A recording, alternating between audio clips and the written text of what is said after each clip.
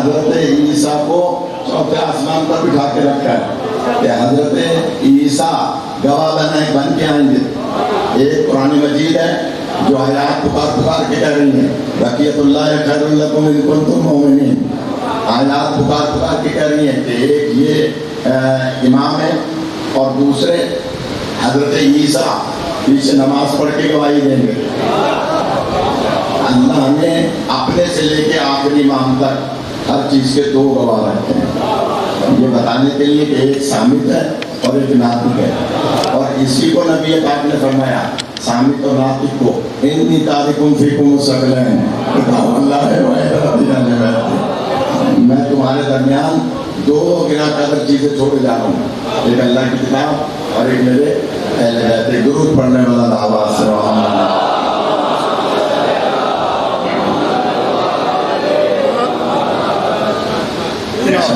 سوال آئی ہے جو ان سے میں رویت کا ہے کہ دائی حلیمہ سعدیہ نے گویا حضور کی پرورش کروائی، یہ ویڈیو والا بھی چالو نہیں ہوا، میں بہت تحقیقی بات کرنے جا رہا ہوں کہ سوال آ گیا تو چیلنج ہے، بے شک ہماری کتابوں میں بھی ہو، بے شک اہل سنت کی کتابوں میں بھی ہو، بن رہی ہے ویڈیو بن رہی ہے، بول دیا کرو جب میں بولا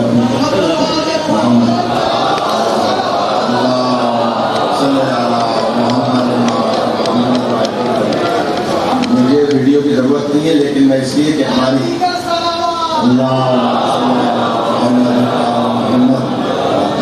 ہماری قوم میں معذرت کے ساتھ کچھ عادت بن گئی ہے کہ سنتے کچھ ہیں سمجھتے کچھ ہیں، فٹ پاتھ پہ جا کے کچھ اور محرم کرتے ہیں، تو ایسا نہ ہو کہ بعد میں میری غیبت ہو، اس لیے ریکارڈ ہوگا تو پتا ہوگا کہ میں نے کیا کہا اور کیا سنا گیا اور کیا باہر نہیں کیا گیا۔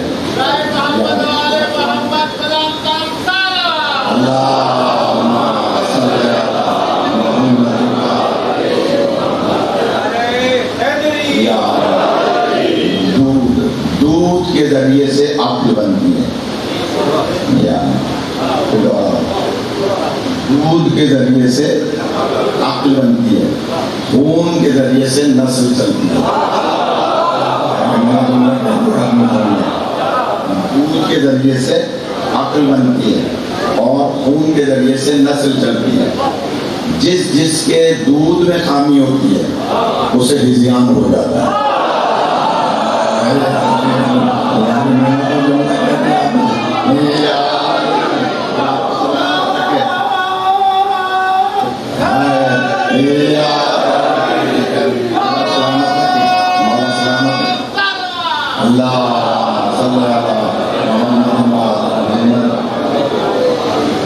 یہ جو دائی حلیمہ والی روایت ہے نا، یہ گھڑی ان لوگوں نے جنہوں نے ہذیان کی تہمت لگائی،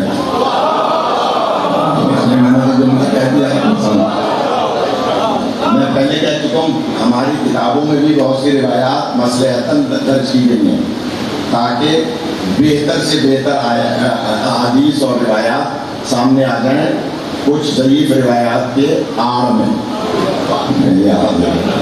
کیونکہ دور ایسا تھا جن دوروں میں ہمارے علماء نے، علامہ مجلسی نے، شیخ صدوق علیہ رحمٰن نے اور اس زمانے کے علماء نے جو کتابیں لکھی ان میں ان کے اوپر پابندیاں تھیں، تو بہت سی ایسی چیزیں جو عقل کے پیمانے پہ نہیں ہیں، اور لکھ بھی دیا بعد میں کہ آپ تحقیق کر لینا اس پہ، منوان اس پہ نقل اور اس پہ یقین نہ کرنا۔ اس لیے آپ سے یہ روایت کہیں بھی ہو کوئی اس سے بحث نہ کرے کہ صاحب فلاں کتاب میں بھی تو ہے، فلاں کتاب میں بھی تو ہے، ہمارے لیے سوائے قرآن کی کوئی کتاب حجت نہیں ہے۔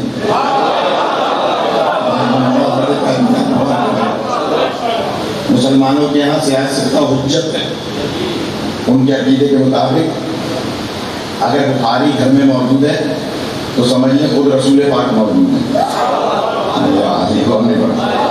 ان کے عقیدے کے مطابق اس میں دیباچے میں پڑھ لیں، مقدمے میں پڑھ لیں، اگر بخاری گھر میں موجود ہے تو سرکار خود موجود ہے۔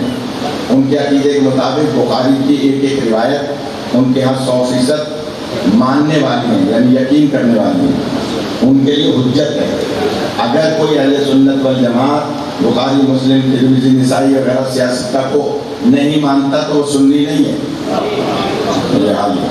बात कर दी आपको, सुन पूछे अपने उलमा से कि उनके यहाँ ये किताबें हुज्जत हैं, अगर कोई नहीं मानता तो अहले सुन्नत नहीं है। हमारे यहाँ कोई किताब हुज्जत नहीं है सिवाय कुरान मजीद। इस पर आप तकलीफ कर लीजिएगा। लिहाजा गुजारिश ये है कि दाई हलीमा का दीन इब्राहिमी पे कोई होना साबित कर दे, मैं मजहब छोड़ दूंगा। मैंने इसलिए कहा था कि वीडियो बननी चाहिए। दाई हलीमा का इस तरह का पोर्शन मुझसे नाराज कितना दाई हलीमा का दीन इब्राहिमी पर, क्योंकि हुजूर पाक का तो दीन आएगा बाद में, जब आप अल्लाह ने रिसालत फरमाएंगे, उससे पहले दाई हलीमा का इंतकाल हो जाएगा।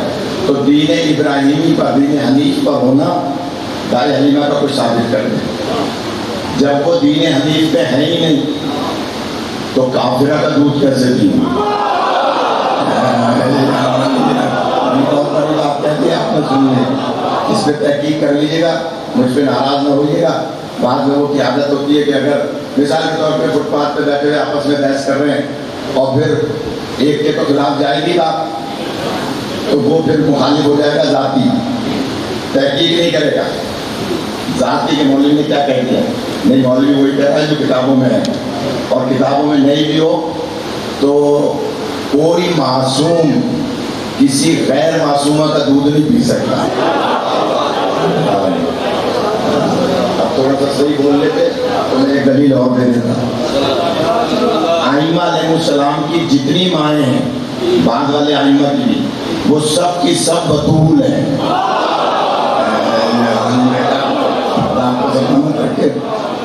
अल्लामा मोहम्मद हुसैन अकबर साहब ने किताब का तर्जुमा किया है, उम्महातुल मोमिनीन, उठा के देख लें।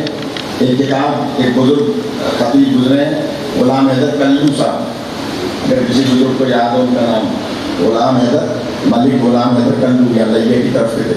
उन्होंने भी एक किताब लिखी है उम्महात आइमा, उसमें भी लिखा है कि जितने भी आइमा की माएँ थी वो सब बतूल थी। अब हम बोल इसलिए दे रहे हैं कि बहुत सौ को बतूल की माना नहीं पता। बतूल उसे कहते हैं जो अवारिज़ मस्तूरात से मुबर्रा हो।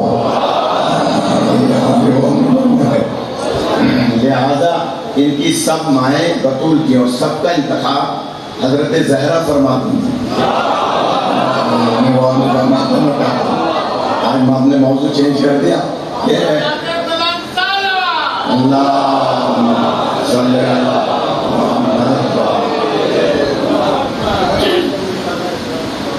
जी, मैं यही आ रहा था, खुदा आपको सलामत रखे, कि भाई साहब फरमा रहे हैं हजरत मूसा की वालदा, हजरत मूसा उनके अलावा किसी का दूध नहीं पीते। अब मैं चैलेंज करके बात बताऊं, आप उठा के देख लें तारीख़ अंबिया, कससुल अंबिया, कुरान में अंबिया के वाक़यात, सिर्फ हजरत मूसा ही नहीं, आदम से लेकर खातम अलैहिस्सलाम तक कोई नबी नहीं है जिसने अपनी माँ के अलावा किसी का दूध पिया। आपको सलामत रखे, कोई नहीं दिखा सकते कि किसी ने दूध पिया हो अपनी माँ के अलावा। हाँ, माँ नहीं है तो अंगूठा चूसते पे दूध निकला। अगर माँ नहीं है बिल्कुल, माँ का इंतकाल हो गया, वो अंगूठा चूसते पे दूध निकल आता था, क्योंकि अल्लाह ने इनको, इनके जिस्म को मौजज़ा बनाया। इनका जो जिस्म है ना वो मौजज़ा है। मैंने शायद पहली दूसरी मजलिस में अर्ज़ किया था कि फरमाते हैं ए फला इतने फला, मुझसे पहले रुकू में मत चले जाए करो, गर्मी ज़्यादा, ए फला इतने फला, मुझसे पहले सजदे से सर मत उठा दिया करो, ए फला इतने फला, मुझसे पहले क़याम में खड़े मत हो जाए करो। वो तीनों कहते हैं बाद में सरकार आप तो आगे नमाज पढ़ा रहे होते हैं, आपको कैसे पता कि हम पहले खड़े हो गए, पहले बैठ गए, पहले हो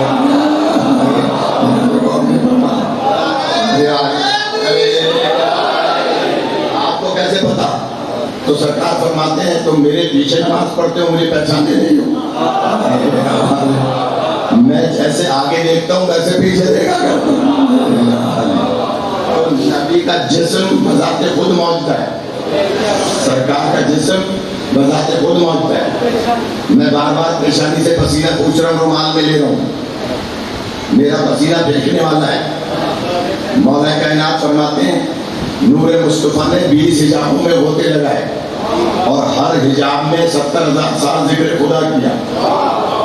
اور جب آخری حجاب قدرت ہیبت سے آپ باہر نکلے تو آپ کی پیشانی پر 1,24,000 پسینے کے قطرے آئے. اللہ نے ہر قطرے کے بدلے میں ایک نبی پیدا کیا.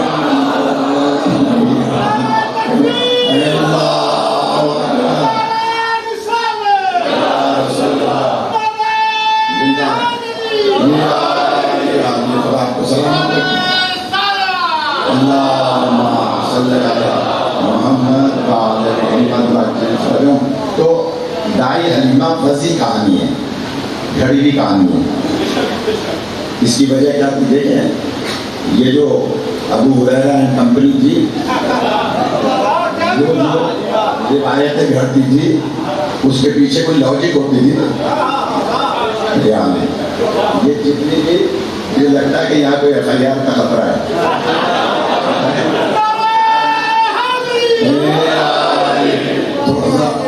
یہ جو روایتیں کرتے تھے نا اس کے پیچھے کوئی نہ کوئی لاجک ہوتی تھی. یزید کے باپ نے باقاعدہ پیسہ خرچ کیا تھا, انڈسٹری بنائی تھی باقاعدہ حدیثیں گھڑنے کی, اور نہیں پڑھنا باقاعدہ انڈسٹری بنائی تھی, لوگوں کو ہائر کیا تھا, بھاری بھاری تنخواہ دی جاتی تھی. شاید یہاں آپ کی کسی بڑی فیکٹری میں بھی اتنی تنخواہ نہ ہو. بھاری بھاری تنخواہیں, یہ پوری تاریخ ہے, اب کوئی بیان نہ کرے تو اس کا اپنا نصیب ہے. اور بھاری بھاری تنخواہیں دی جاتی تھی کہ آپ ہر وہ حدیث جو نبی نے علی اور اولاد علی کی شان میں بیان کی ہے اس کو منطبق کر دو, بدل دو, پلٹ دو دشمنان علی کے لیے. یعنی میں آ رہا ہوں, آگے آ رہا ہوں, ابھی اس پہ تو بول نہیں رہے تم, لیکن آگے کی بات کر رہے ہو. جب پڑھایا جا رہا ہو نا سبق تو اتنا ہی صبح پڑھنا چاہیے, اس سے اگلا نہیں پڑھنا چاہیے. مہربانی مولا سلامت رکھیں, اللہ زندگی دے.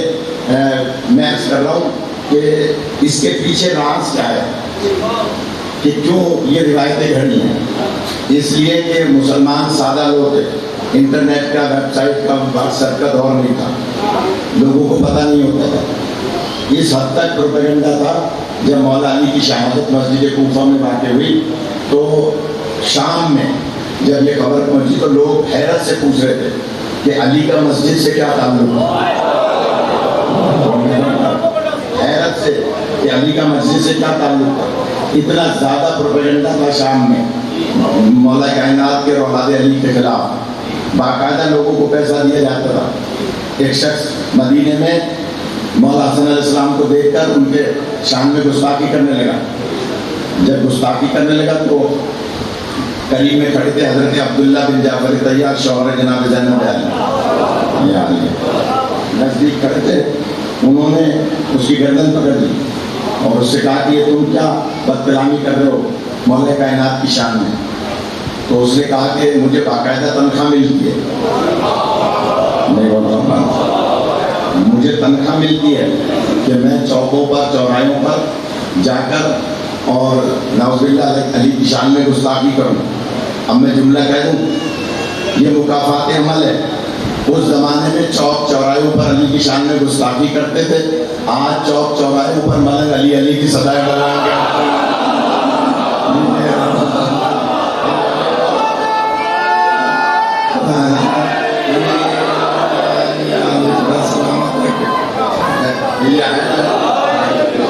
آپ نے دیکھا ہوگا بے لوس, ان کو بھی لالچ نہیں ہوتی کہ کوئی روپیہ دے گا, کوئی 5 روپے دے گا, لیکن وہ شہر میں علی کا پہلا نمبر کہتے ہیں.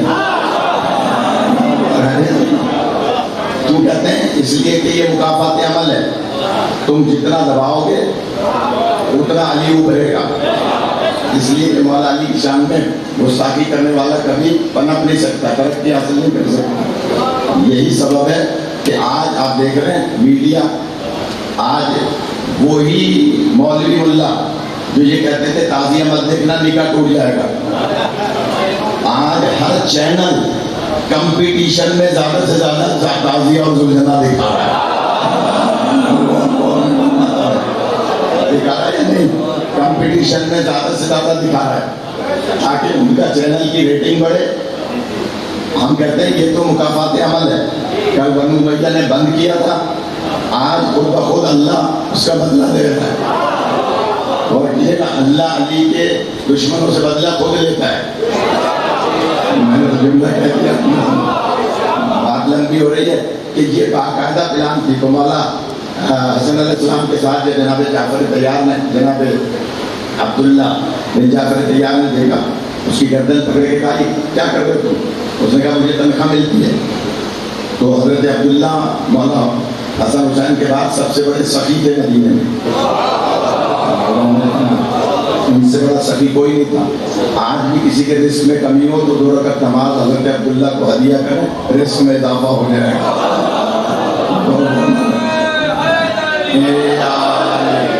جب ہم بقی میں زائرین کو لے کے آتے ہیں، حج کے زائرین کو، تو میں وہاں کھڑا کر کے ان کی کعبے پہ لوگوں سے کہتا ہوں مانگو یہاں، اور محمد کا واسطہ دے کے رزق مانگو۔ ان کے ذریعے سے اللہ رزق میں اضافہ کرتا ہے۔ خیر انہوں نے پکڑ لیا، وہ کہنے لگا کہ مجھے تو وہاں سے پیسے ملتے ہیں۔ کہا کتنے پیسے ملتے ہیں؟ کہا مجھے اتنے پیسے ملتے ہیں ماہانہ۔ آپ نے فرمایا تمہیں کیا اندازہ ہے کتنا عرصہ زندہ رہو گے؟ شاید میری آواز پہنچتی نہیں، کیا سمجھتے ہیں؟ تمہیں کیا اندازہ ہے کتنا عرصہ زندہ رہو گے؟ اس نے کہا اندازہ کچھ ایسے ہی ہے کہ شاید میں 50 سال اور زندہ رہوں گا، حالانکہ اس نے زیادہ بتایا۔ تو حضرت عبداللہ فرماتے ہیں اس کو ڈبل کر لو، اس کو ڈبل کر لو، 100 سال ہو گئے، ابھی حساب لگاؤ، تمہیں شام کا حاکم مہینے کے جتنے دیتا ہے تم 100 سال کے مجھ سے ابھی لے لو۔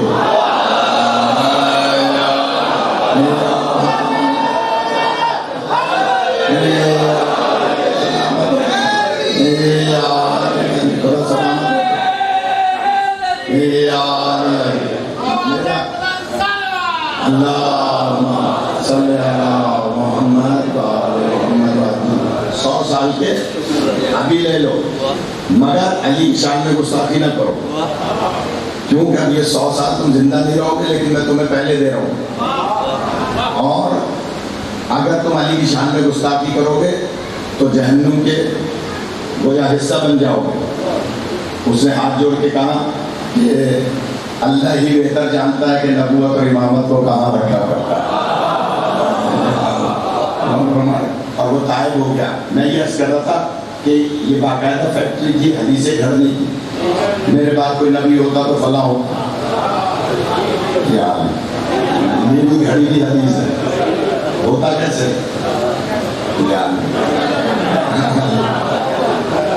اور اس میں ترجمہ کیا ہے کہ اگر میرے بعد کوئی نبی ہوتا تو فلاں ہوتا۔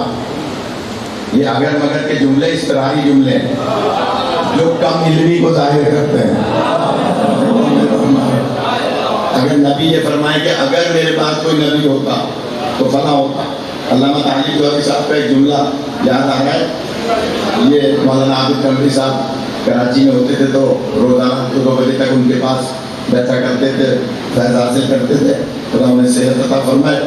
وہ فرماتے ہیں وہ مسلمان ختم نبوت کا قائل ہو ہی نہیں سکتا جو نبوت کے بعد امامت کو نہیں مانتا۔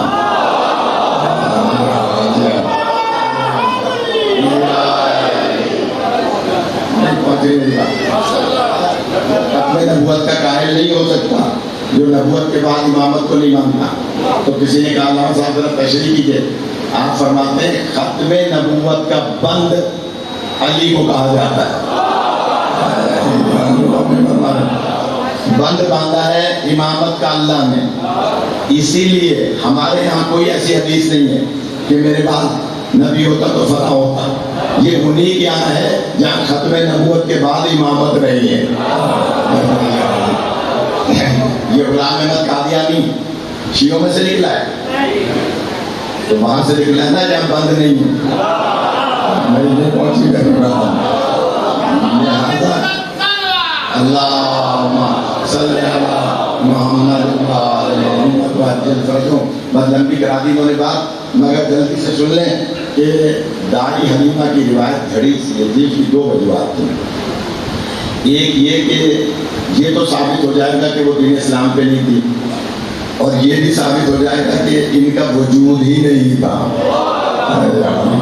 بات کرتی ان کا وجود ہی نہیں تھا.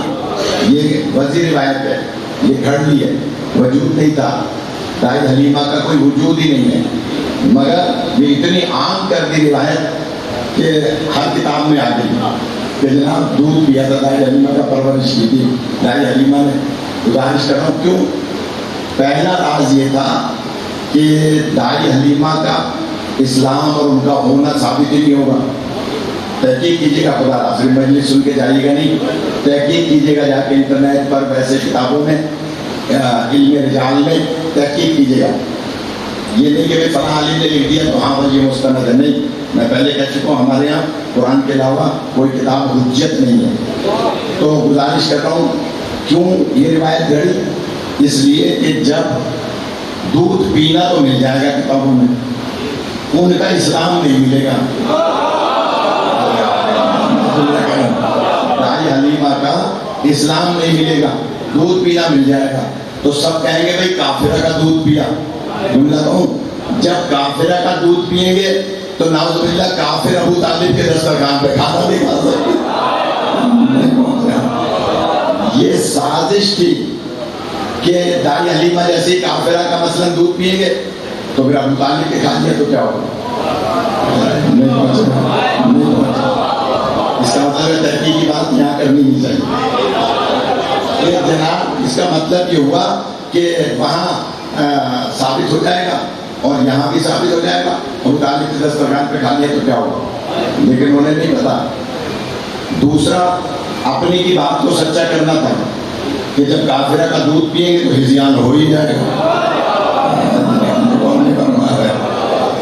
حالانکہ نہیں پتا دنیا والوں کو. نبی ایک سفر پہ گئے, جناب خدیجہ کا مال تجارت لے کے, جب وہاں طائف میں پہنچے تو ایک شخص نے دیکھا کہ آپ کے چہرے کا نور بتاتا ہے کہ آپ کوئی نورانی شخصیت ہے. فرمایا کیا کہنا چاہتے ہیں؟ کہا بس میری خواہش ہے کہ ایک ٹائم میرے ساتھ کھانا کھا لیں. آپ نے فرمایا بسم اللہ, میں آ جاؤں گا تمہارے دسترخوان پہ. دوسرا دن ہوا, سرکار پہنچ گئے اس کے دسترخوان. اس نے دسترخوان سجایا اور طرح طرح کے کباب اور گوشت اور چیزیں سجائیں. آپ نے اپنی جیب سے روٹی نکالی, دسترخوان پہ رکھی. سیرت ابن ہشام میں آپ نے رکھی اور بسم اللہ پڑھ کے کھانا شروع کی. وہ دیکھنے لگے, کہنے لگے میں نے اتنا سارا اہتمام کیا ہے, یہ کباب, یہ گوشت, یہ مختلف قسم کی چیزیں آپ اپنے جیب سے نکال کے کھا رہے ہیں. آپ فرماتے ہیں میں نے آنے کا وعدہ کیا تھا, کھانے کا وعدہ نہیں.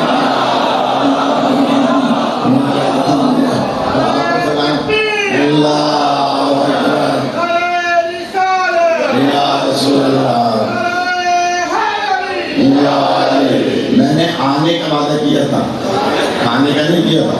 کہنے لگے کیا مطلب یہ اپنی جیب سے کیوں کھا رہے ہیں؟ اب جملہ سنیے گا. سرکار فرماتے ہیں میں کبھی ایسا گوشت نہیں کھاتا جو بغیر بسم اللہ کے ذبح کیا گیا ہو.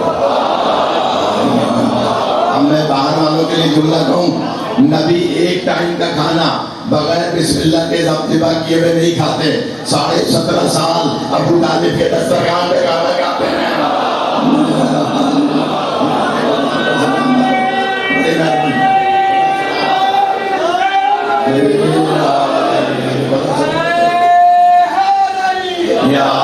ساڑھے 17 سال جناب ابو طالب کے دسترخوان پہ کھانا کھایا. تو یہ وزیر روایت ہے, کھڑی ہوئی روایت ہے. بس میں اس سے زیادہ بولوں گا تو اب موضوع کچھ پڑھ ہی نہیں سکوں گا کہ جناب چیلنج ہے میرا, نہیں ثابت کر سکتے دائی حلیمہ کا وجود. یہ صرف گھڑی ہے روایت شام کے کارخانے سے، تاکہ نعوذ باللہ اہل بیت کی شان میں گستاخی کی جائے. معصوم نہیں پی سکتے کسی غیر معصومہ کا دودھ، اسی لیے ان کی ساری ائمہ کی مائیں بطول تھیں. اگر بھول گئے تو چھوڑ دوں گا، دو جملے اکثر. اللہ نے ہر چیز کے دو گواہ رکھے ہیں، ایک سامد ایک ناطق، اور پھر فرما دیا نبی پاک نے انی تارکم فیکم ثقلین کتاب اللہ و عبرت اہل بیت، میں تمہارے درمیان دو گراں کا. اچھا معذرت کے ساتھ تھوڑی سی ٹائم اب کم رہ گیا.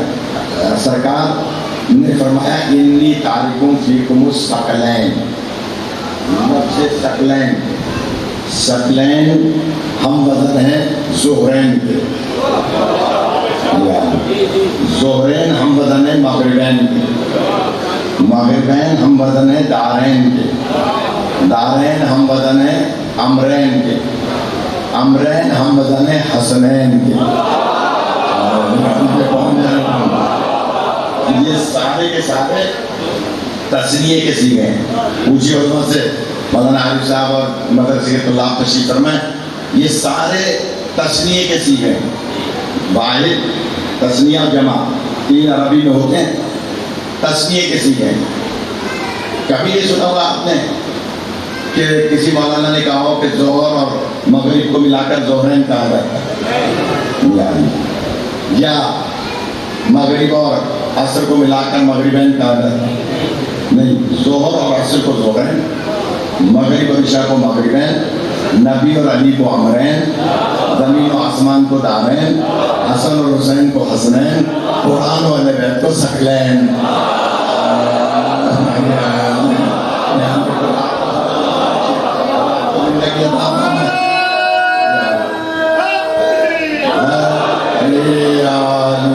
سلامت رکھ کے اب تو نعرہ بھی ڈھیلا ہو گیا ہے. میں اس میں تھوڑا سلامت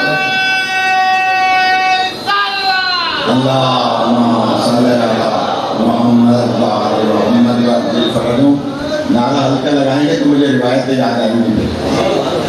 اس لیے مہربانی کر کے یہ جو ہم نعرہ حیدری بار بار لگاتے ہیں، بعض لوگوں کو برا بھی لگتا ہے، اپنوں کو بھی برا لگتا ہے کہ کیوں وقت ضائع کر رہے ہیں. نہیں، وقت ضائع نہیں کر رہے، یہ نام اسم اعظم ہے. حضرت سلمان فارسی کے پاس ایک شخص آیا اور کہا کہ یا سلمان اگر زور سے لگا دیتے نعرہ تو یہ روایت نہ سناتا. جناب سلمان کے پاس ایک شخص آیا کہ یا سلمان کوئی کرامت دکھائیں، بہت عرصہ ہو گیا. آپ نے فرمایا چلو، لائے ایک بیاباں میں 2 رکعت نماز پڑھی. جناب سلمان مولا علی نہیں، 2 رکعت نماز پڑھی. علامہ رشید ترابی صاحب نے اس روایت کو آج سے کچھ 40 سال پہلے نیشنل پارک میں بیان کیا تھا. میں ظاہر کہ میں تو 65 کی پیدائش سے تو میں چھوٹا تھا، تو بعد میں ان کے بیٹے علامہ رشید ترابی صاحب سے ہماری دوستی تھی، حالانکہ مجھ سے وہ بزرگ تھے، ان کے پاس آنا جانا ہوتا تھا. تو میں نے کہا کہ ایسے سے آپ کے بابا کی بیان کی ہوئی نیشنل پارک میں روایت سنیے. وہ کتاب اٹھا کے لیا، کہنے یہ لو اس کی فوٹو اسٹیٹ کراؤں. اس لیے میں یہ سند دے رہا ہوں تاکہ جس کو ہضم نہ ہو وہ پھر گھر پہ جا کے اپنی قسمت کا ماتم کرے کہ جناب کہا کہ یہ دیکھو یہ کتاب میں کہ جناب سلمان فارسی گئے، 2 رکعت نماز پڑھی اور نماز پڑھ کے پیر زمین پہ مارا، زمین پر ہی اندر سے ایک بندہ نکلا، کبھی ادھر دوڑ رہا ہے، کبھی ادھر دوڑ رہا ہے، کبھی ادھر دوڑ رہا ہے، اور اس کی زبان پہ ایک ہی جملہ ہے، اینا جملی، میرا اونٹ کہاں ہے، میرا اونٹ کہاں ہے. تو اس نے کہا کہ یا سلمان آپ نے کرامت دکھائی اور ایسے شخص کو نکالا قبر سے کہ جس کو سوائے اونٹ کے کچھ یاد ہی نہیں. تو جناب سلمان فرماتے تمہیں نہیں پتا یہ ہزاروں سال پہلے یہاں اونٹ چراتا تھا، یہاں جنگل تھا، ہماری سے زمانہ سے وہ جنگل ختم ہو گیا اور یہاں یہ بیاباں ہو گیا، اونٹ چراتا تھا. اگر اس روایت پہ آپ نے توجہ نہیں فرمائی تو آئندہ کبھی یہاں مجلس نہیں پڑھوں گا. یہ بات یہ غور کیجیے گا, مجھے ضرورت نہیں ہے, میں مجلس طے کر کے نہیں پڑھتا. میں جملہ کہہ رہا ہوں, اگر توجہ نہیں فرمائی تو مجھے دکھ ہوگا کہ جناب سلمان فارسی فرماتے ہیں کہ تمہیں پتہ ہے جب بندہ مر رہا ہوتا ہے تو اس کے ورثہ, اس کے بزرگ اس کے کہتے ہیں کلمہ پڑھو یا سورہ یاسین پڑھو یا پنجتن کے نام دہراؤ, اس لیے کہ مرتے وقت جو جملہ جس کی زبان پہ ہوتا ہے وہ جب بھی اٹھے گا وہی جملہ اس کی زبان پر ہوگا.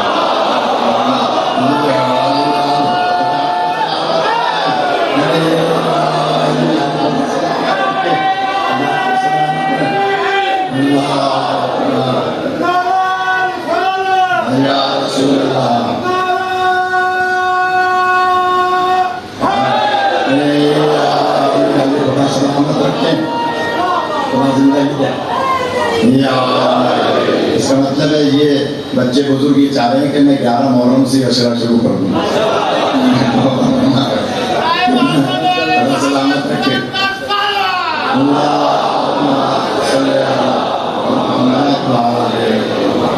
جناب سلمان فارسی نے فرمایا کہ یہ اونٹ چراتا تھا اور اچانک اس کا اونٹ گم ہو گیا, تو یہ پکار رہا تھا میرا اونٹ کہاں ہے, میرا اونٹ کہاں ہے, نہ جمل ہے نہ جمل, میرا اونٹ کہاں ہے. اچانک ملک الموت آ گیا, اس کی روح قبض ہو گئی.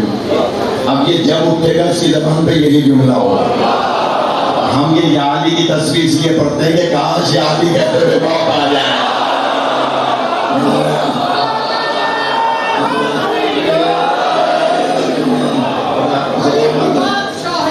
ماشاء اللہ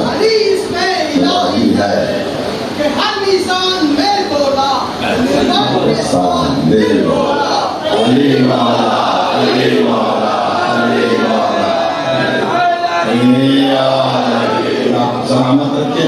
بس اب آپ میرا مزاج سمجھ گئے, میں جب بھی آیا کروں تو یہ مت سوچیں کہ صاحب ٹائم ضائع ہو رہا, نہیں ٹائم ضائع نہیں ہو رہا, ہم 10 منٹ زیادہ پڑھ لیں گے, 15 منٹ زیادہ پڑھ لیں گے. یہ سوچ کے کہ ہم نام علی سے ٹائم ضائع ہو رہا ہے, نہیں, نسلوں کا پتہ چلتا ہے.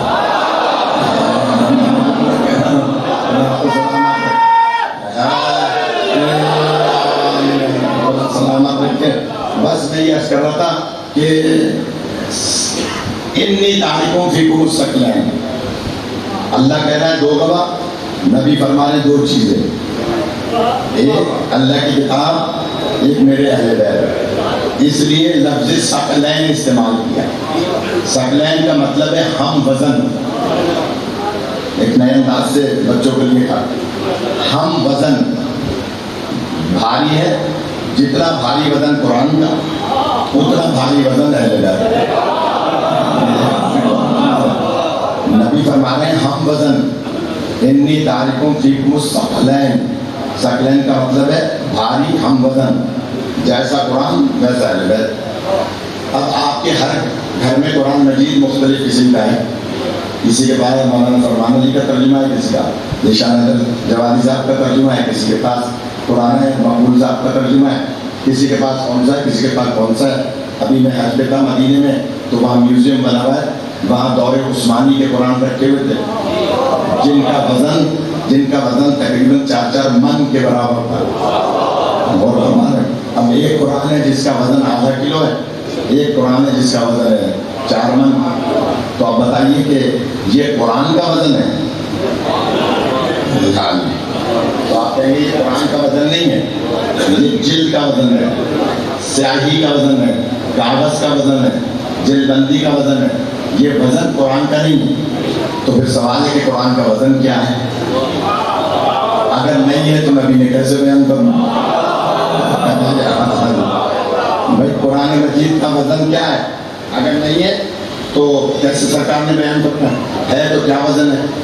تو عرض کر دوں, ثابت یہ ہوا کہ قرآن مجید کا وزن مادے پر نہیں تولا جا سکتا. قرآن مجید کا وزن کسی دنیا کے پیمانے پہ نہیں تولا جا سکتا. یہ وہ وزن ہے کہ اگر پہاڑوں پہ نازل ہو جائے وَمِنْ خَشْيَةِ اللَّهِ, سلامت رکھے, تو پہاڑ ریزہ ریزہ ہو جائے. اس کا مطلب ہے جس قلب رسول پر نازل ہو رہا ہے اس کا وزن کتنا ہونا چاہیے. بس اب ٹائم ختم ہو رہا ہے تو ایک دلیل سن لیں, پھر کبھی انشاءاللہ قسمت میں ہے. میں جملہ کہہ رہا ہوں کہ اہل بیت کا وزن بھی آپ جسموں پر قیاس نہیں کر سکتے, کیونکہ قرآن کا وزن مادے پہ قیاس نہیں کیا جا سکتا, کسی پیمانے میں نہیں تولا جا سکتا. جو وزن قرآن کا وہی اہل بیت کا. تو اگر اجازت دے تو ایک مثال سے اہل بیت کا وزن عرض کر دوں. مولا علی نے خیبر کا در اٹھایا اور در اٹھا کر الٹے ہاتھ سے اس کو اٹھا لیا, اور اس کے آگے عرب کے دستور کے مطابق خندق ہوتی ہوئی تھی. اس خندق میں کود گئے. جب خندق میں کودے تو اس در کو الٹے ہاتھ پہ لے کے ادھر صحابہ والی سائڈ, میدان والی سائڈ ملاتے تھے, کیونکہ خندق بڑی تھی, در چھوٹا تھا. حالانکہ در بہت بڑا تھا, اس کے باوجود در چھوٹا تھا, خندق بڑی تھی. مولا الٹے ہاتھ پہ اٹھا کے ادھر ملاتے تھے اور آواز دیتے تھے نیچے سے کہ آؤ نبی کے صحابیوں اس پہ سوار ہو جاؤ. بس آخری جملہ ہے فضائل کا, ادھر سوار ہو جاؤ. صحابہ سوار ہوتے تھے, دبلے پتلے موٹے ہر قسم کے صحابہ اس پہ سوار ہو جاتے تھے. تو بعض روایت میں تو ایک آدھ صحابی تو گھوڑے پہ سوار ہوا. میں بیان اس لیے نہیں کر رہا ہوں کہ لوگوں کو ہضم نہیں ہوگا, لیکن آ کر اس پہ سوار ہوا. مولا الٹے ہاتھ سے اٹھائے ہوئے اور ادھر ملا دیتے ہیں خیبر کے در کی طرف. ادھر سے اٹھاتے ہیں, ادھر ملا دیتے ہیں. وہ جلدی سے ادھر کود جاتے ہیں مال غنیمت لوٹنے کے لیے. پھر ادھر ملاتے ہیں, کہتے ہیں آؤ سوار ہو جاؤ. پھر ادھر ملا دیتے ہیں, جاؤ مال غنیمت لوٹ لو. ادھر ملاتے ہیں, یہ میں پڑھتا رہوں گا شام تک, آپ جائے ہمارا. ادھر ملاتے ہیں, پھر ادھر ملا دیتے ہیں اور کہتے ہیں جاؤ سوار ہو جاؤ. الٹے ہاتھ پہ اٹھایا ہوا ہے. جملہ کہہ رہا ہوں مسلمانوں, عقل سے کام لو. سرکار کی موجودگی میں, سرکار کے سامنے جب صحابہ کرام ایک معمولی خندق بغیر علی کے پار نہیں کر سکتے, تو پولیس بغیر علی کے کیسے پار کر لیں؟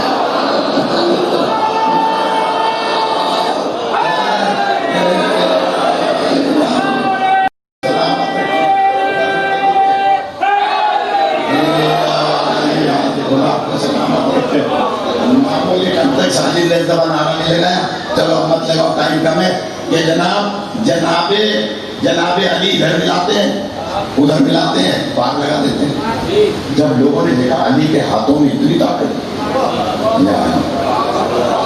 قرآن کا وزن مادے پہ نہیں تولا جا سکتا, کہا کہ علی میں اتنی طاقت, تو جناب سلمان فارسی آگے بڑھے اور کہا یا رسول خدا, حیرت ہے آج علی میں اتنی طاقت, ایک تو اتنا بڑا در اٹھاڑا, اس کے بعد پہلے خیبر کو فتح کیا, پھر نیچے کود گئے اور اب صحابہ کو ادھر سے ادھر ملا رہے ہیں.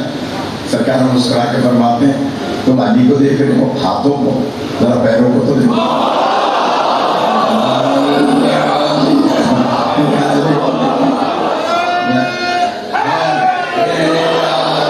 تم علی کے ہاتھوں کو دیکھ رہے ہو, ذرا پیروں کو تو دیکھو. نہ وہ روایت میں ذمہ دار ہوں, جیسے چاہیں سنیں آپ کی مرضی. جب سلمان نے چھپ کے دیکھا تو خندق گہری تھی, علی کا قد چھوٹا تھا, ہوا پر معلق تھے.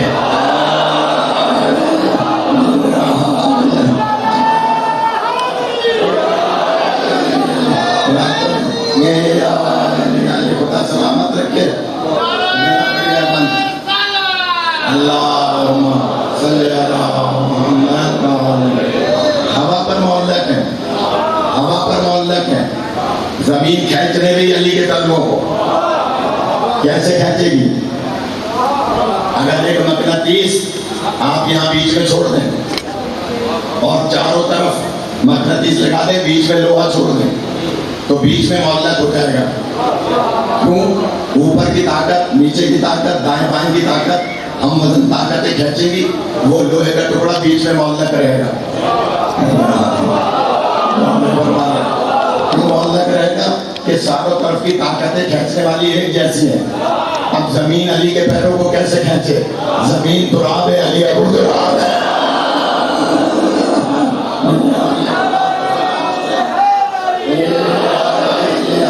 سلام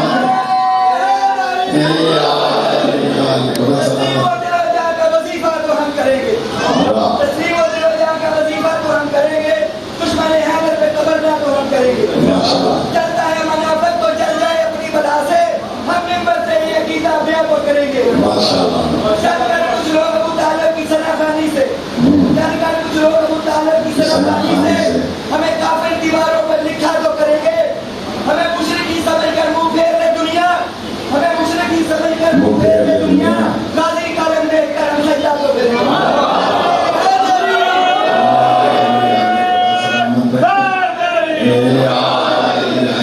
सलामत रखे। निशान कब्र को ऐसा निढाल कर दूंगा, माशाअल्लाह। निशान कब्र को ऐसा निढाल कर दूंगा, मैं मुश्किलात की तबीयत बहाल कर दूंगा।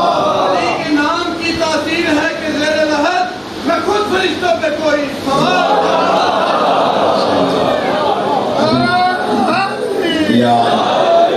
देखिए मुफातिल जिनान में है कि जब कभी आप मासूम की कब्र अतर पे जाएं तो वहाँ जाकर इस नियत से सजदा करें कि या अल्लाह तेरा शुक्र है कि तूने मुझे इनकी ज़ियारत नसीब की। इसलिए कि सजदा सिर्फ अल्लाह को है, लेकिन नियत शुक्र की है कि या अल्लाह तेरा शुक्र है। इसी तरह से कब्र में अब मैं क्या करूँ, इन्होंने कथा पढ़ाया तो मुझे फिर बात याद आ गई, लेकिन अब टाइम कम है। खुदा सलामत रखे इन दोनों साहिबान को, तमाम मोमिनीन को, कि जनाब मौला अली के कदम हवा पर मौलक थे। मार्फत की इंतहा की बात है अगर मैं पहुंचा सका। और अचानक मेरे जहन में आई है, अचानक मेरे जहन में आई है, और वो क्या, सलमान कौन से दर्जे पे है मार्फत? 10वें दर्जे, यानी सबसे बुलंद दर्जे पर है। जनाब सलमान मार्फत के बुलंद दर्जे पे हैं। जो सलमान मार्फत के 10वें दर्जे पे हैं वो अभी अली के कदमों तक पहुंचे हैं।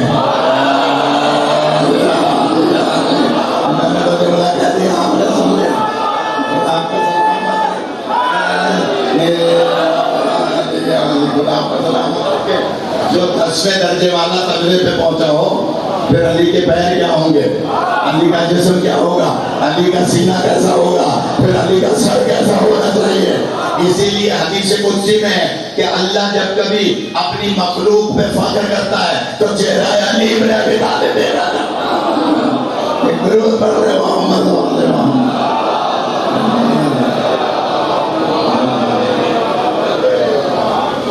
आपको सलामत रखे।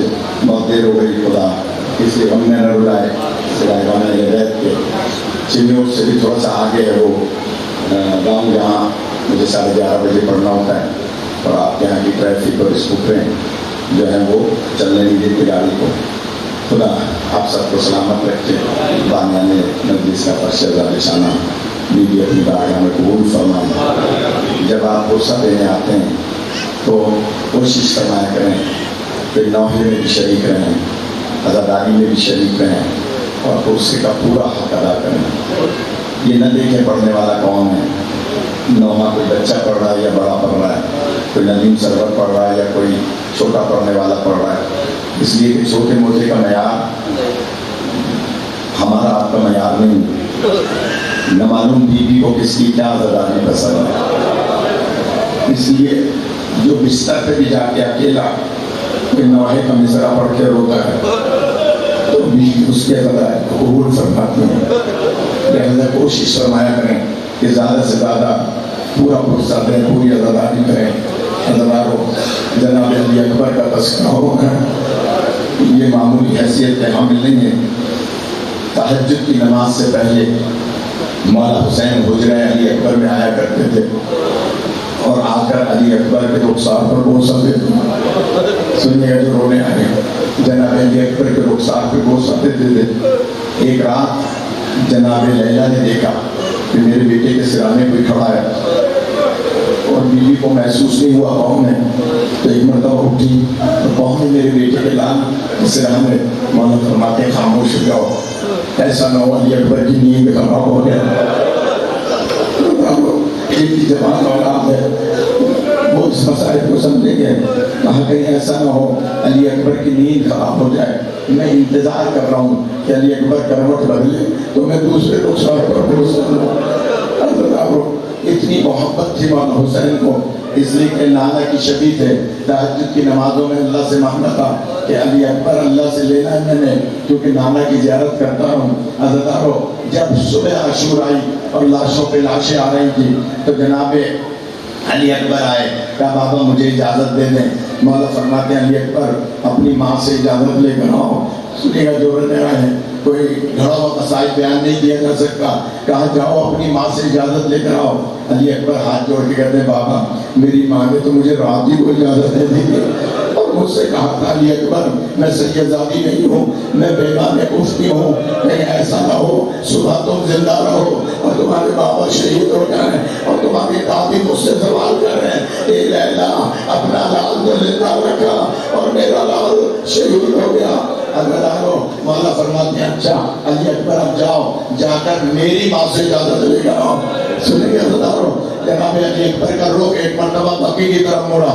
جناب علی اکبر جیسے بکی کی طرف موڑے، مولا فرماتے نہیں علی اکبر وہ تو میری حقیقی ماں ہے، اب تم جاؤ میری پالنے والی ماں سے اجازت لے کر آؤ۔ عزیزانو کیسے قریب ہے مولا حسین، کہا میری پالنے والی ماں سے۔ جناب علی اکبر سمجھ گئے، اب بابا فرما رہے ہیں کہ اماں فضہ سے اجازت لے کر آؤ۔ عزیزانو جیسے کہنے میں آئے، جناب فضہ سے کہا اماں میرا بابا تمہیں ماں کہہ رہا ہے۔ عزیزانو یہ سننا کا بی بی کا رخ بکی کی طرف مڑا اور ہاتھ جوڑ کے کہا آقا دادی مجھے معاف کر دیجیے گا، حسین مجھے غربت میں بھی معاف کر رہا اللہ۔ عزیزانو خدا آپ کو کسی من میں نہ رلائے سوائے مظلوم کربلا کے۔ جناب علی اکبر اجازت لے کر آئے، کہا جاؤ اپنی پالنے والی ماں سے اجازت لے کر آؤ۔ جناب علی اکبر آئے خیمے جناب زینب میں۔ جناب علی اکبر کی عادت تھی، بچپن سے پالا تھا جناب زینب نے، عادت تھی جب بھی جناب زینب سے ملتے تھے اس طرح سے باہیں گلے میں ڈال کے ملتے تھے جیسے چھوٹا بچہ ماں سے ملا کرتا ہے۔ آج علی اکبر خیمے میں آ کر بیٹھے لیکن ماں سے گلے نہیں ملے۔